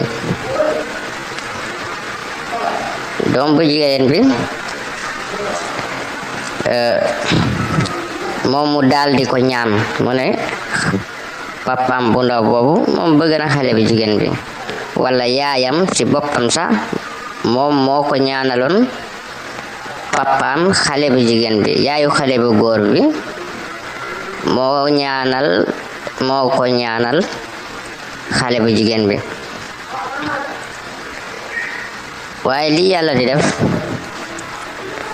papa ji mu nekk ku xër ci alal lool yaayi xale bu jigéen bi tamit mu nekk ku xër ci alal lool léegi ndegam seen doom ba jigéen dafa rafet léegi am nañu kerse ci joxe ngantu ci leneen ne ñun duñ la mën a may xale bu jigéen bi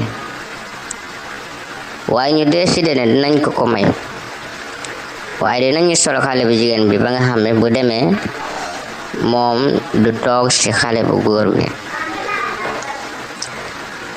léegi bi mu demee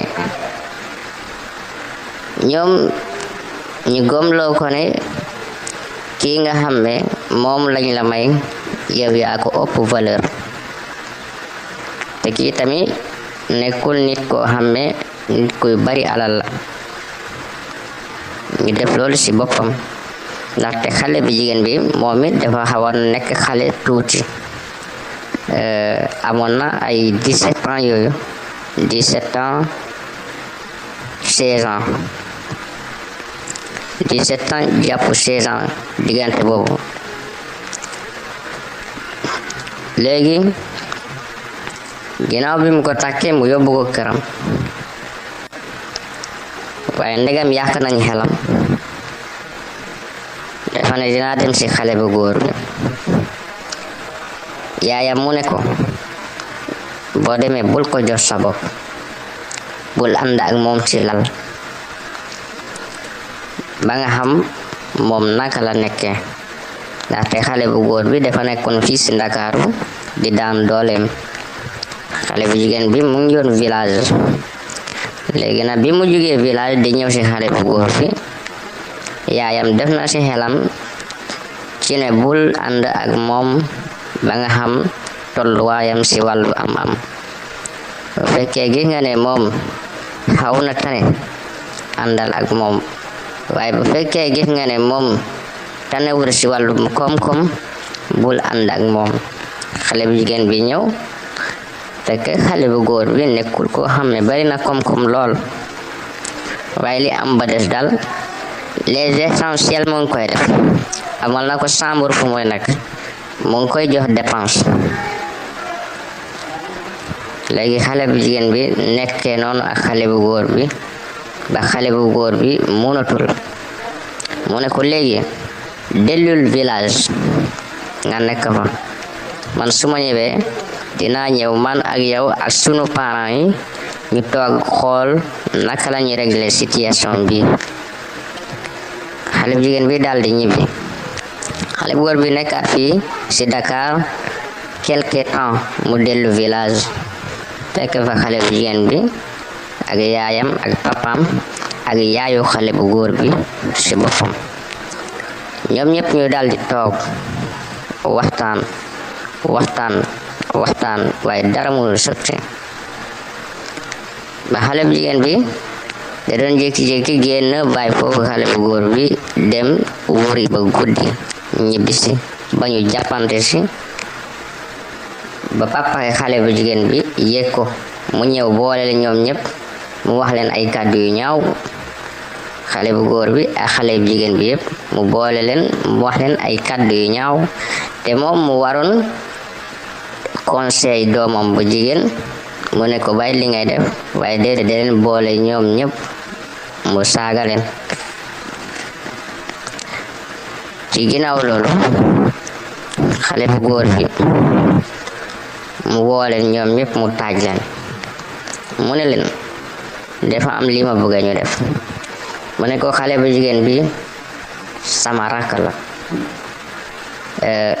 tey su ma tàggoowee ak moom ci anam bu war suba dinañu mën a njëriñante dinaa ko mën a njëriñ moom tamit dina ma mën a njëriñ waaye ci kaw ñu tàggoo bu rafet. mu ne léegi man damay leen di ñaan dama ko bëgg a delloo baatam ci njëkk ak teranga. léegi ñoom xam ngeen rek nit bu fekkee sincèreul léegi kooku toujours lu nekk ci moom ak la muy wax dafay ute. ñoom ñëpp ñu daal di ne déedéet bul def loolu xaaral dinañu xool naka la ñuy def ba mu baax. mun leen waaw d'accord baax na.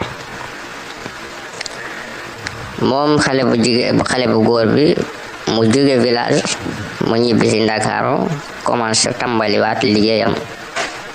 léegi bi mu tàmbalee liggéeyam ba ci jamono mu commencé def formation professionnelle hôtellerie restauration mu nekk ci loolu ci entre-temps papay xale bu jigéen bi ñëw fii ci Ndakaaru mu woo ko. xale bu góor bi dem ci papa ji mu ne ko man li ma bëgg mooy li ma la waxoon ñu def loolu. xale bu jigéen bi gis naa ne mënuñu def vraiment mënuma ko kale foofu ndax tey bu amee biir ci diggante bi man maay responsable kon ki nangul ànd ak man ci lal man dama koy libéré balaa muy am problème lu mel ni jël biir ak yi ko demee loolu mu daal di nekk sama loos. xale bu góor bi mu ne ko léegi daal man li am ba des papa mooy delloo naa ko baatam.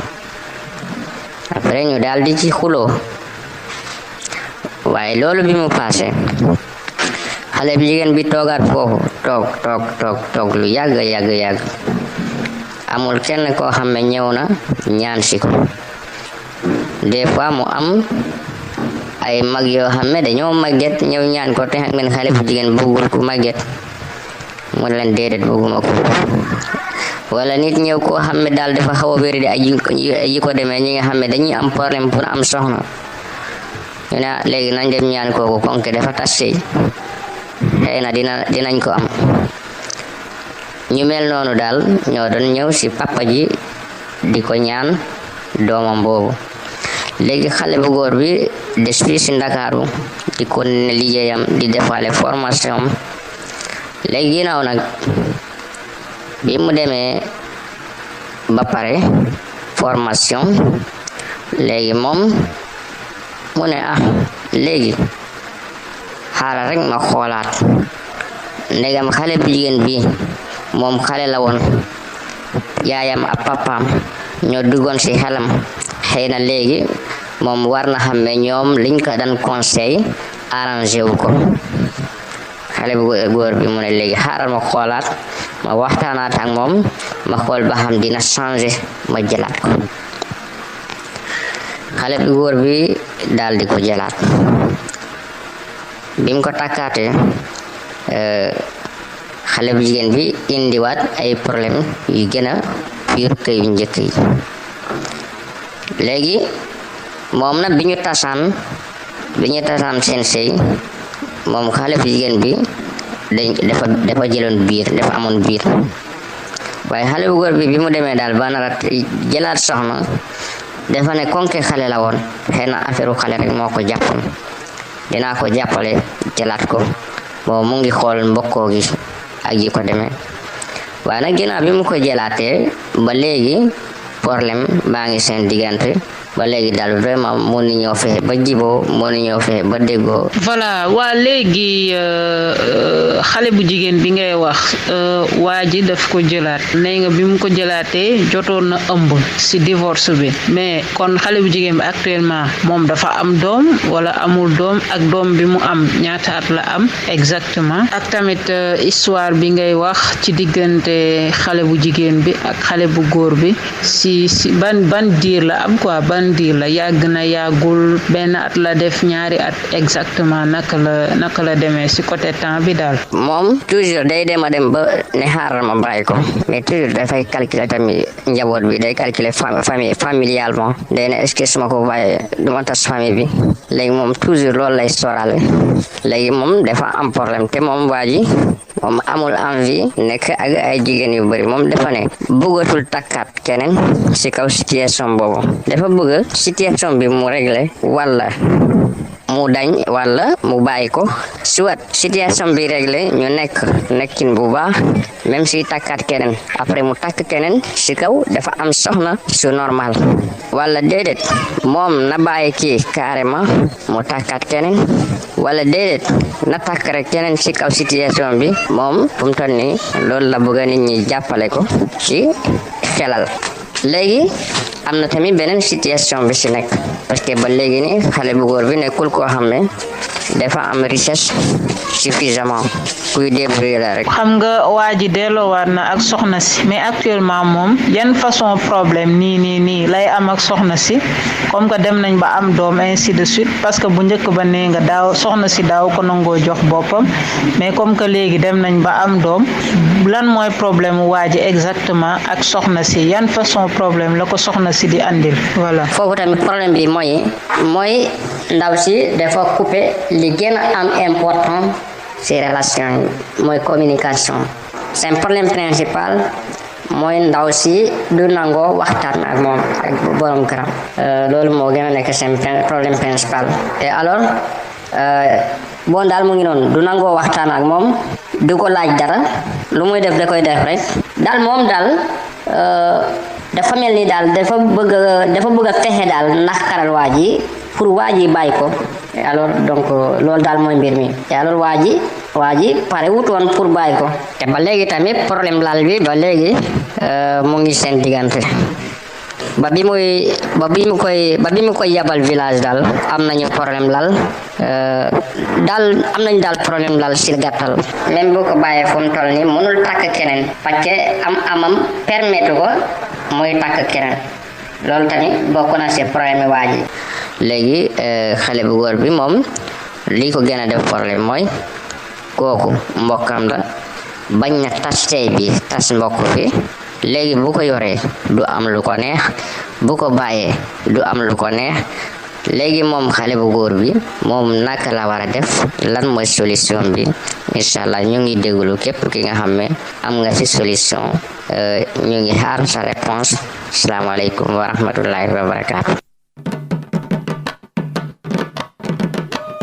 waaye ngi naan damay wutal jabar ju baax, waaye man may bëgg xaaral ba ma ñëw. jabar yomb na, waaye bu baax ba jafe na, xaaral ba ma mën.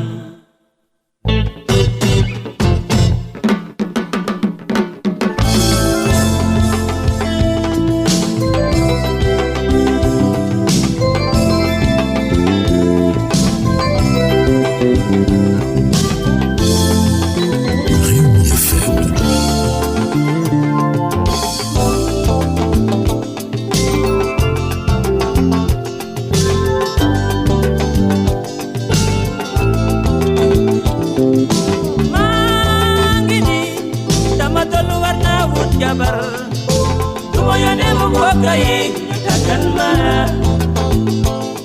ndax taatu sëy du ma sëy ak jabaru bataaxal baay doyu ma.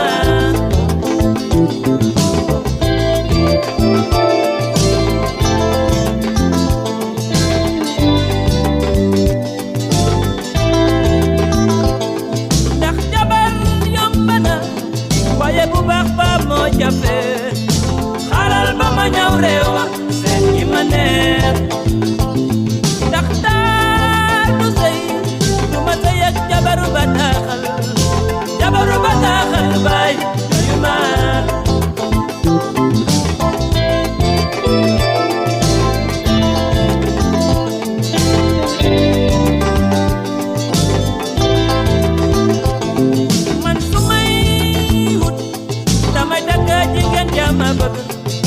xoluma si taaro di ko bala soxla, ndax taatu sëy du ma sëy ak jabaru bataaxal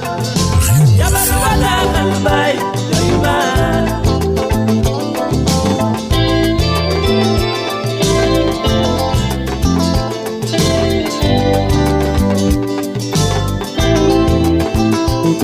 baay seetlu naa seet dangay takka jabar indi ko fee, fii ak daka ba du benn metti na,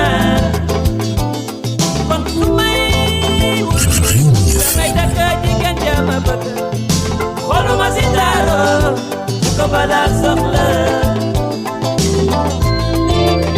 ay 45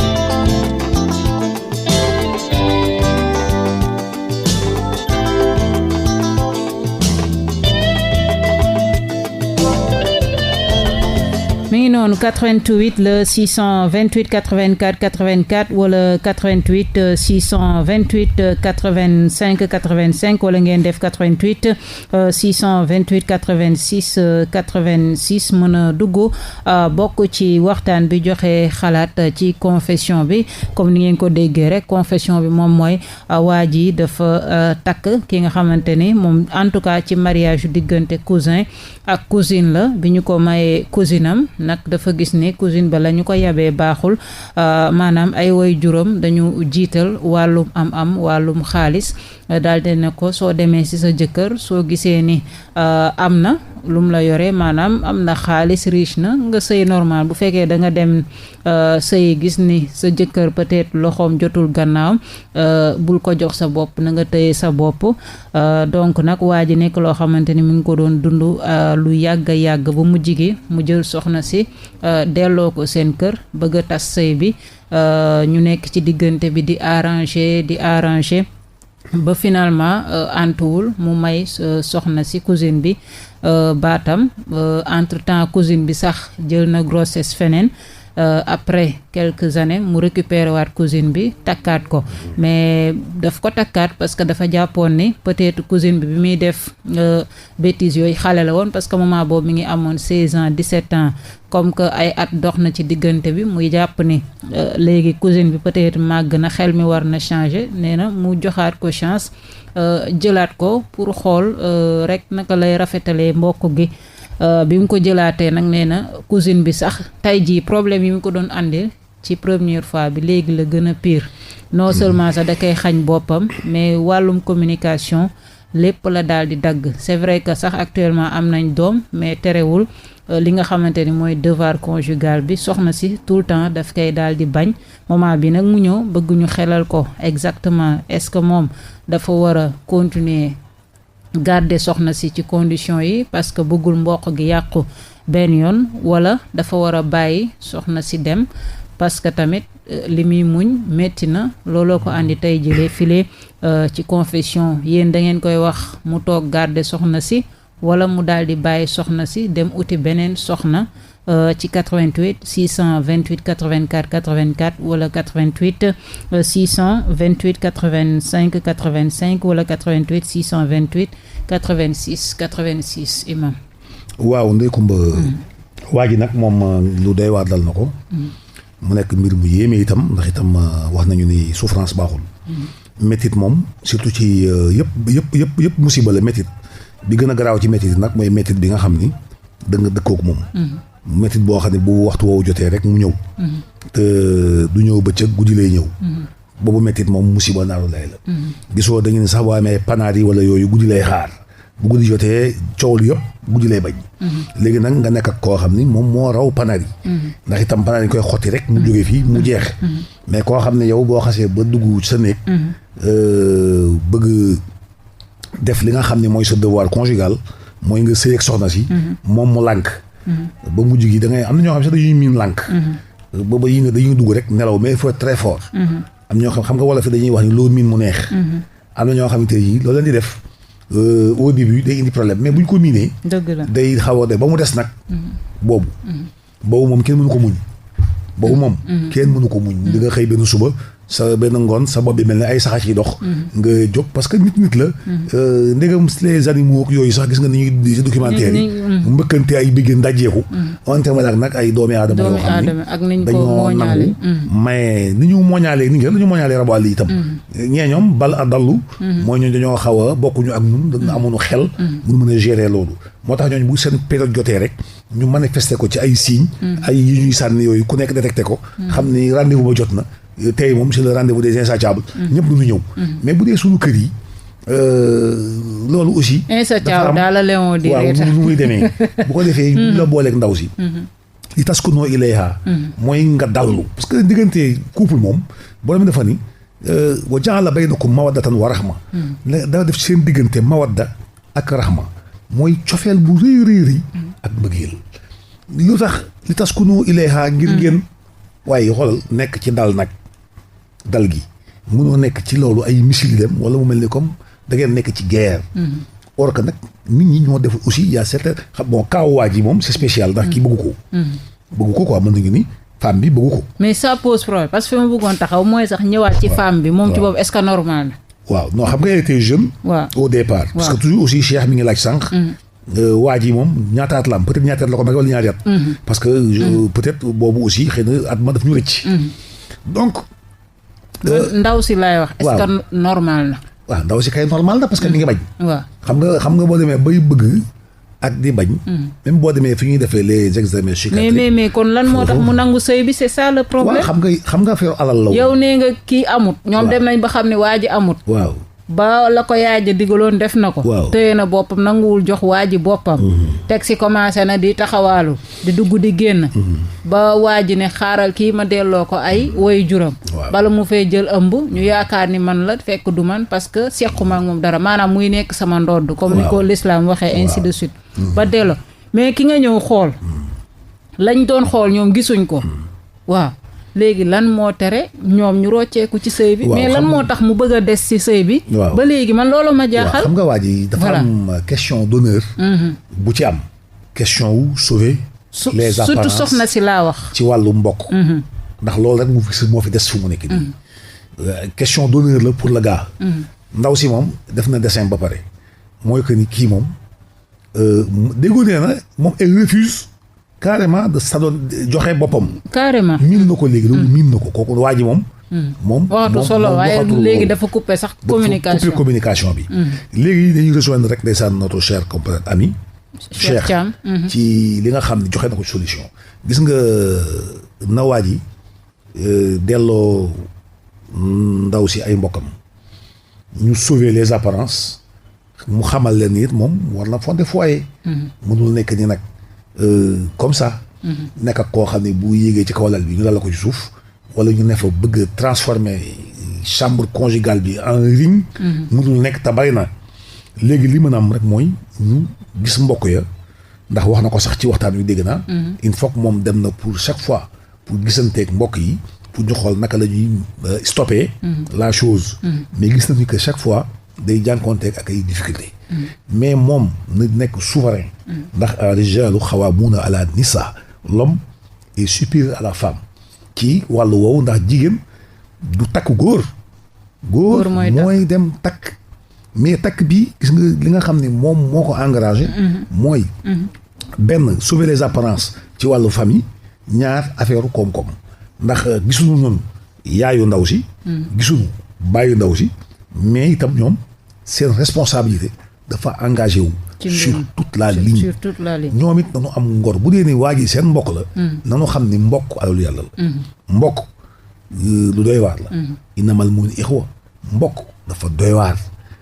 yàlla ne naa leen laaj ci mbokkoo gi moo tax bu ñuy xutba di wax ni tasaaluuna bihi wal arham mooy toujours nga dégg bu ñuy xutba see ñu ne ittaqu rabbakum allazii xalaqakum min nafsin waahida wa ja'ala minhaa zawjahaa wa bassa minhumaa rijalan kasiiran wa nisaa'an wattaqu llaaha allazii tasaaluuna bihi wal arham inna llaaha kaana aleykum raqiiban muy aaya bu doy waa yàlla nee na dinaa leen interroger à propos ci mbokk gi les relations ndax bu takk amee rek mbokk am na te waa ji li ko sonal lépp voilà c'est pour sauver l'honneur maanaam mbokk gi voilà moom en tout cas nee na buggul mbokk gi yàqu nee na quel que soit alpha voilà quel que soit décision bu mu war a jël waaw moom maanaam mbokk gi la buggul mu yàqu waaw mais léegi bu fekkee ni moom bëgg na continuer ci hypothèse boobu mais mbokk gi am na ci yeneen anam yu ñu ko mën a sauver lu dul ci sëy boobu ndax cas boobu muy wax noonu mais gis nañ ko partout finalement sëy ba tas na ku nekk dellu si kër maxruuf maanaam na nga ko bàyyi ci njëkk bi mooy yuuxu nga fu ne les détresses les signaux fu ne jaar na fa ñëpp xam nañ ni toxi nga fi mu ne ni yàqu nga mais ñu nga dem ci parce que moom amul yaay papa am na ay nijaay am na ay mbokk am na ñoo xam ne bu ñu demee ci moom wala imaamu jàkka ji imaam bi nga xam ne yoonam nekkoo ci sëy ba waaye ci lislaam dafa am fu mu féete nga dem gis ko wax ko li nga koy wax mu dox ci ay jéego ne nit ki nag kenn du nekk cadavre ambulant du nekk maanaam néew buy dox ci kaw suuf ndax waa ji fi mu nekk nii xamatul saf suukar xamatul saf xorom bu tàkkusaan jotee àddunaam tukki loolu duñ ko nangu def ci benn genre sitting bu metti bu kéwin on met fin à ça am nañ fi yoo xam ne yu gën a doy waar yooyu yàlla ñu taxaw ci mu jeex ndax itam waa ji war na bokk ci réconciliation universelle dox ay doxam dugg ci dëkk bi am keneen ni ko sëñ Thiam waxee mais lan moo tax man soxna si mënul bañ mariage bi comme que sax njëkk na ko wàcc ba soxna si dem feneen am fa doom lan moo tax waa ji ne ko ñëwaatal mu ñëw te xam na ni moom la muy bëgg ca waa ji amu ko fa maanaam muy koppar ya muy wut si léegi lan moo tax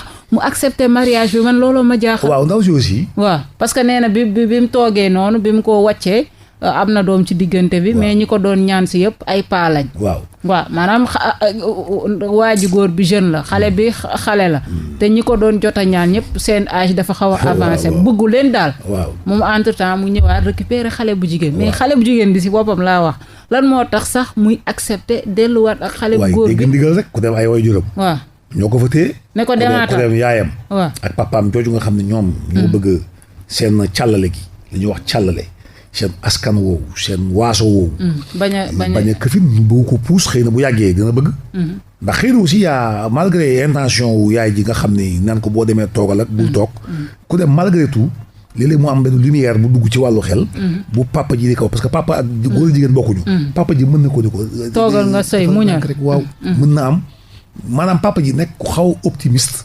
par rapport ak la nga xam ne mooy ñëw am ca kanam. mais yaay ji xam nga souvent les femmes. ñoom ak xel ni ñuy xelalee seen i ñooy xaw a nekk ñoo xam ne wax dëgg yàlla. ñooy xaw a doy waar.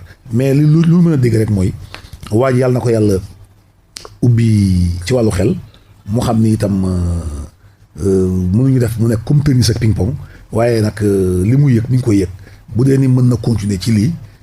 mu xam ni itam lu métti lay dund. te mbugal moom yàlla rek ko yeyoo teg ko doomu aadama mais nit amul droit di la teg ay service moral ngay am ay problèmes yoo xam ne di nga dem ba mujj gi sax mën nga ci jaare alors sa xel dem. ndax sëy leneen la des fois bu tension bi yéegee. alors mën nga def l'irréparable. est-ce que koo xam ne dafa damm da ko jabaram. wala mu dóor ko bët bi toj ñu xëy suba ñu am beurre noir. fekk ni après rapidement day am ay regret. ndax xam ni xëy na toll woon na foo xam ne ci instant yooyu. toll na ci porte de non retour. fi mu ne nii faw mu suppa jalañ fële. après mu ñëwaat. gis nga ko chaque fois ça arrive. nga gis couple boo xam da ngay xëy suba fekk ndaw si ñu tax bët bi.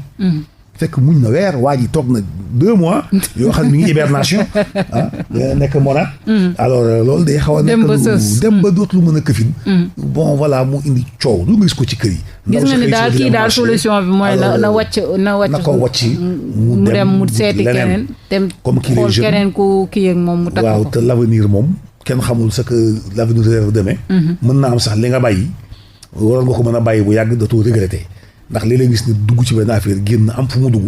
mais man yéex naa yooyu day am. ñu koy souhaité nag. bu dee ni mën na arrondir les angles jéem a xool yan stratégie lay def. ba ndaw soosu bëgg ko. ndax xam naa ni bu fekkoon ni moom it du question honneur kon ndaw si dem na bu yàgg.